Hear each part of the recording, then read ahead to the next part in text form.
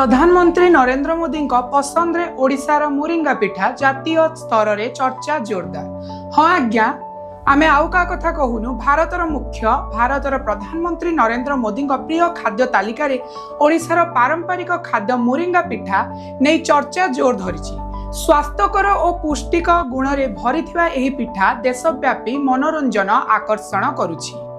एही पिठा जहार ना मोरिंगा पिठा जहाकु सजना साग भाव में जना जाए, एथिरे रहिछि प्रचुर प्रोटीन, विटामिन और खनिज पदार्थ। एही सागरु तैयारी मोरिंगा पिठा स्वादिष्ट हेबा सह स्वास्थ्य पई बहुत उपकारी बोली विशेषज्ञ माने मत पोषण करिसेंती। सूचना अनुसार प्रधानमंत्री मोदी स्थानीय और पारंपरिक खाद्य को बेसी पसंद करती। तांकर एही पसंद देशर विभिन्न राज्यर लोक खाद्य लोक संस्कृति उपरे सकारात्मक प्रभाव पकाउछि।